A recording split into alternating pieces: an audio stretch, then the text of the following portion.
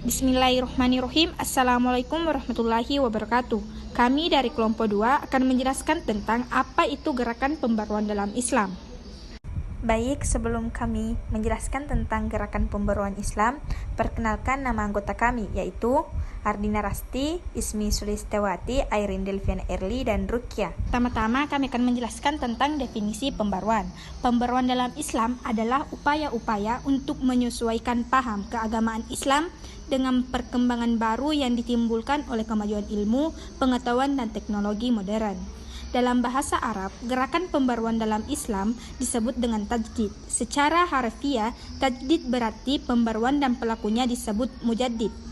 Baik, kita pindah ke bagian biografi tokoh-tokoh pembaruan dalam Islam.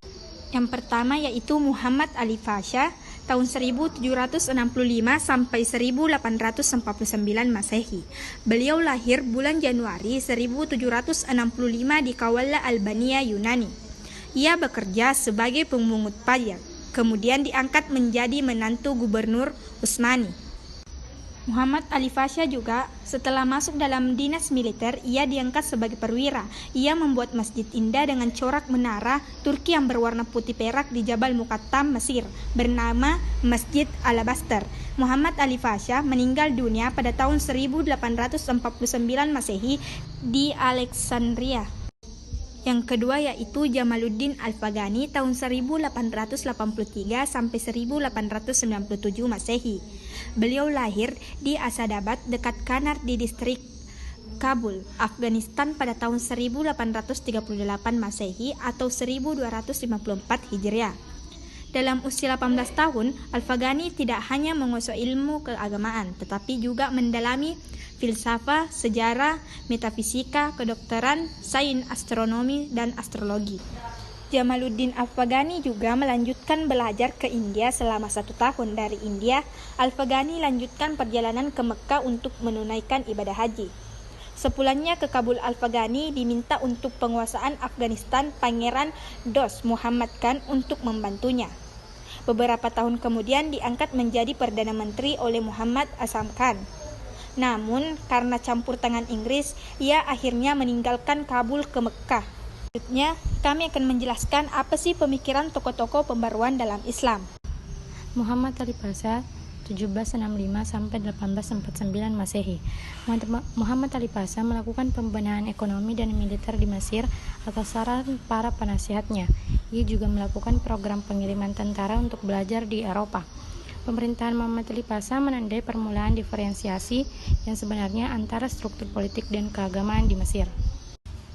Beberapa pembaruan yang dilakukan dalam bidang militer setelah Perancis dapat diusir Inggris pada tahun 1802 Masehi, Muhammad Ali Pasha mengundang Sheikh, seorang perwira tinggi Perancis, untuk melatih tentara Mesir.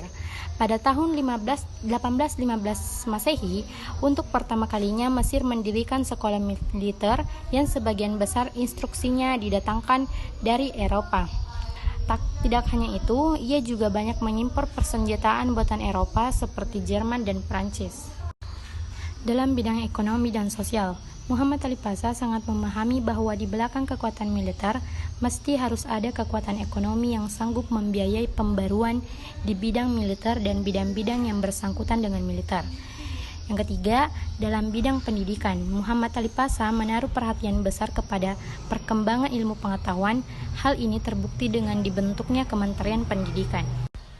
Jamaluddin Al-Afghani 1883 sampai 1897 Masehi. Al-Afghani memiliki 2 tujuan yang jelas dan pokok yang menggarisbawahi misinya yang besar. A. Mengisi semangat baru di timur hingga ia menghidupkan kembali kebudayaan, ilmu pengetahuan, pendidikan, kebersihan agamanya yang kaya sehingga membebaskan kepercayaannya dari dunia mistik dan menjernihkan moral dari apa yang telah terkumpul di sekitar mereka yang kemudian kembali kepada kekuasaan dan landasan yang pernah mereka pegang dan miliki. Bagian B yaitu melawan dominasi asing atau imperialisme barat sehingga negara-negara timur dikembalikan kepada kemerdekaannya yang diperkuat oleh ikatan kebersamaan untuk menghalau bahaya yang datang dari bangsa barat.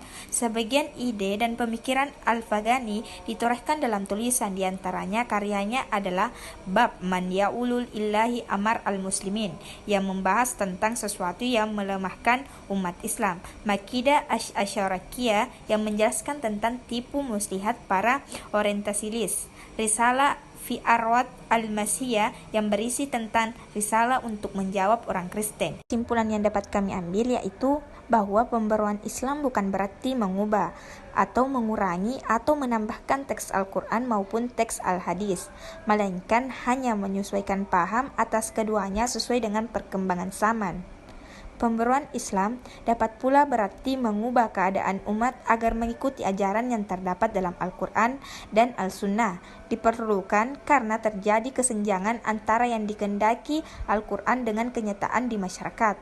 Al-Quran misalnya mendorong umatnya agar menguasai pengetahuan agama dan pengetahuan modern, serta teknologi secara seimbang.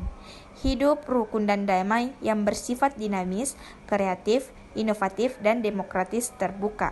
Baik, sekian dari kami. Wassalamualaikum warahmatullahi wabarakatuh.